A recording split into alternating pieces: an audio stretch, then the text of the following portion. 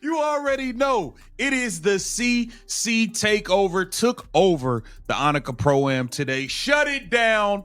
Operation Shut Down. We are talking about thousands of people lined up to watch her play golf. This looked like Gainbridge Field. So there I was, watching this happen in real time, and nobody could believe it. Caitlin Clark, the name that's been plastered across every sports news outlet for months, playing golf. Not basketball. Golf. And the turnout? Absolutely insane. Hundreds, possibly thousands of fans showed up at 8:30 in the morning, 8:30 a.m. on a weekday, to watch her tee off. I mean, have you ever shown up that early to watch an athlete do something completely outside their main sport? Let me know in the comments. It's a weird phenomenon, isn't it? But that's Caitlin Clark for you. PGA player, am I embracing this Caitlin Clark madness, or am I a little upset that the biggest star on the property plays a different sport? Okay, let's reframe this a little bit. Biggest sports star in professional basketball that wants to play in a PGA Tour Pro-Am. Do you think the PGA Tour guys are upset that they're taking away spotlight from them? No, I think they're excited that the best athlete in the world is engaged in the game of golf. And I think the women think no differently. You've got the best or the most prominent women's sports star. The WNBA season ended months ago, and yet this celebrity golf tournament is getting more attention than some actual games did. People are wearing Indiana Fever jerseys, holding up signs, and treating this like it's some kind of playoff event. It's surreal.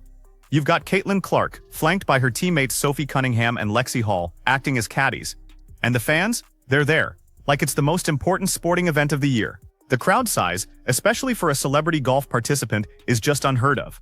Golf tournaments don't typically draw massive crowds at 8:30 in the morning for anyone.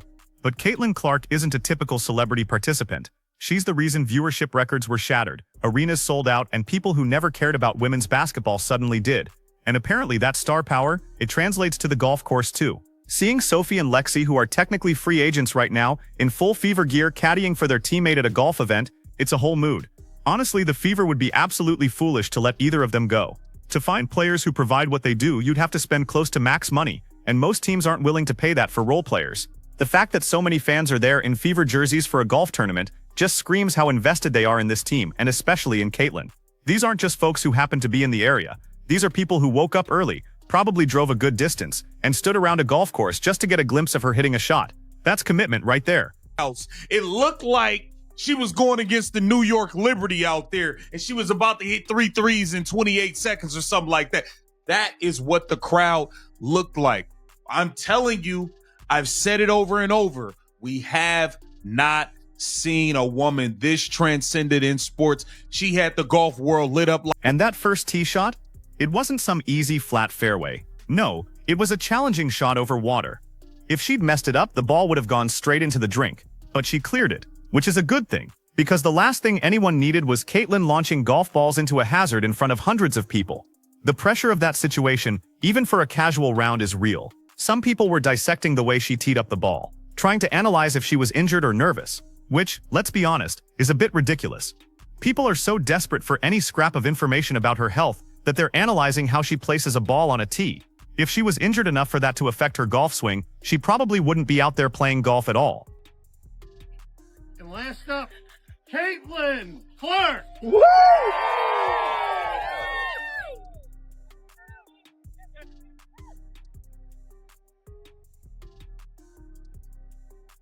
Woo! Have fun. Enjoy. Play well. Then there were the whispers about her hamstring, and whether she's dealing with any lingering issues from training. And look, if Caitlin Clark injures herself again while training with the Indiana Fever staff, that's going to be a massive problem. We all remember the whole debacle last offseason about their training program being a disaster. If it happens again, people are going to lose their minds. The fact that the Fever are letting her play golf at all, especially in a situation where she might be swinging hard, suggests they're confident she's healthy. Organizations don't typically let their franchise players participate in activities that carry even a slight risk of injury unless they're absolutely sure there's no underlying issue. So, the hamstring concerns are probably overblown. But, given the Fever's track record with training and injury management, it's understandable why fans have a right to be a little concerned. Last up, Caitlin Clark!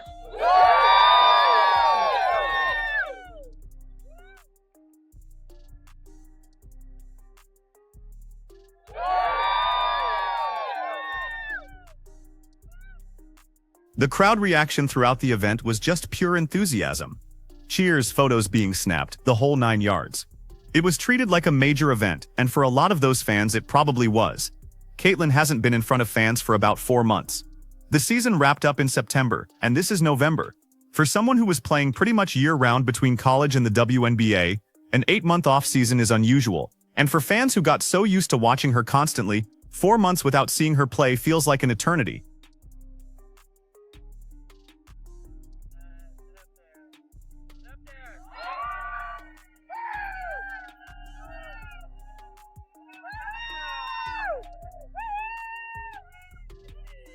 The timing of this golf tournament is actually pretty interesting because we're right in the thick of the WNBA offseason.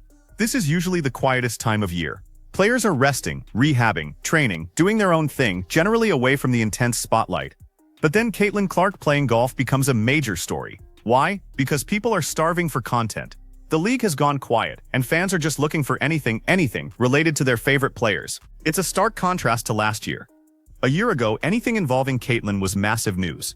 If this golf tournament had happened then, the hype would have been 10 times bigger than it is now. The crowds would have been larger, the media coverage more intense, and social media would have exploded even more than it did. The fact that the buzz has died down somewhat shows how momentum fades when there's absolutely nothing happening for months on end. And that honestly is a problem for the WNBA.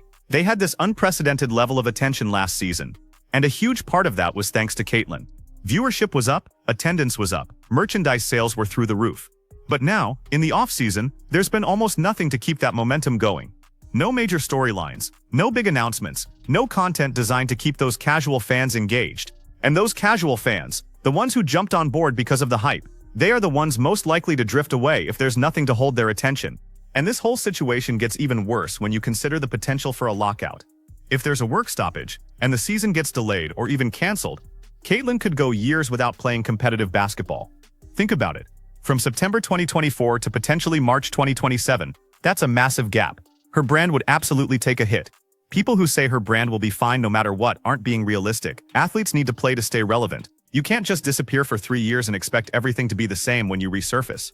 Sure, some might think Caitlin's star power is so immense that she could survive a long absence. But that's just not how sports work. Fans move on. New stars emerge. Attention shifts. If Caitlin isn't playing, people will find other athletes to follow. That's the nature of sports fandom. She'd still have her core fanbase, of course. But that mainstream casual audience that discovered her last season, they would likely move on. This is precisely why the WNBA absolutely needs to figure out their labor situation quickly. A lockout would be utterly devastating for the league, especially right now when they've finally managed to build up some serious momentum. They cannot afford to waste this golden opportunity by shutting down for an extended period. The players absolutely deserve fair compensation. But both sides need to find a way to make it work without completely demolishing the progress they've worked so hard to achieve. The fact that Scott Agnes, who covers the Pacers and the Fever for local media, was there covering the golf tournament speaks volumes about how seriously the local media takes anything Caitlin related. This isn't a basketball game, but it's still worth covering because people care. That's the level of interest she generates. Not many athletes can turn a celebrity golf tournament into a legitimate news story, but Caitlin can. And the crowd being there at 8:30 a.m. is particularly impressive. That's early, especially for a recreational event. These aren't your hardcore golf fans who would be there bright and early regardless. These are basketball fans who specifically came to see Caitlin. They probably don't care about the rest of the tournament. They're there for her, and they're willing to wake up early and stand around a golf course just to see her for a few minutes. This also highlights the huge difference between Caitlin's draw and that of most other WNBA players. And I say this with no disrespect to anyone else in the league, but very few players could draw this kind of crowd for a non-basketball event. Maybe a handful of the absolute biggest stars could get a decent turnout, but hundreds, even thousands of people showing up. That's unique to Caitlin right now. The LPGA, by the way, probably loved this too. Last year they were posting about record engagement whenever Caitlin was mentioned in connection with golf. They understand that associating with her brings attention. The WNBA should be learning from this, figuring out how to maximize her star power. But instead, they seem confused about how to handle it. There's this weird tension where the WNBA doesn't seem to know whether to fully embrace Caitlin as the undisputed face of the league, or try to spread the attention around to other players and teams. The result? They're not doing either effectively. They're not fully capitalizing on Caitlin's incredible popularity, but they're also not successfully building up other stars to her level. It's just a massive missed opportunity. The irony is that the WNBA is essentially back to where it was before Caitlin's final college season. The main conversation about the league is players complaining about pay, and everyone else pointing out that the league loses money. That was the tired cycle before Caitlyn brought all this new attention. Now that the season's over and she's not playing, we're right back to that same old debate. This is exactly why the league needs to maintain momentum during the off-season. They should be creating content, promoting players, building storylines for next season, doing anything to keep people engaged. Instead, it's been mostly quiet, and the conversation has reverted back to the same old debates that existed long before Caitlyn came along and changed the game. The fans at the golf tournament? They're the ones who've stayed engaged, despite the lack of content. They're the diehards who will show up no matter what. But the WNBA can't rely solely on diehards. They need casual fans too, and those people need reasons to stay interested. A golf tournament with Caitlyn is something, but it's not enough to sustain momentum for months. What happens when the next season actually starts will be crucial. If Caitlyn comes back healthy and picks up right where she left off, the attention will probably flood back. But if there are injury problems, or if the season gets delayed by labor disputes, or if the product on the court doesn't live up to the immense expectations, that casual audience might not return. And rebuilding that audience, it's infinitely harder than maintaining it. And you know, the teammates being there also created some really fun content. Sophie and Lexi in their caddy roles. All three Fever players together in such a relaxed non-game setting. It's the kind of behind-the-scenes glimpse that fans absolutely adore. It humanizes the players, shows them as real people, not just athletes on a court. The WNBA should be creating way more of this type of content year-round. The whole event was a stark reminder that Caitlyn's appeal goes far beyond just basketball. People are interested in what she does, period. Whether it's playing golf, doing endorsements, posting on social media, whatever. She's reached that level of celebrity where her activities matter to people even outside her primary sport. That's incredibly rare and valuable. But it's also fragile. Celebrity status requires constant maintenance. You have to stay visible, stay relevant, keep giving people reasons to care. A long absence makes that exponentially harder.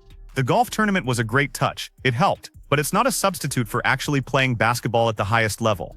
So thousands of fans showed up at 8:30 in the morning to watch Caitlyn Clark play golf, proving her star power extends way beyond the basketball court. The WNBA really needs to pay attention to this and figure out how to maintain momentum during the off-season.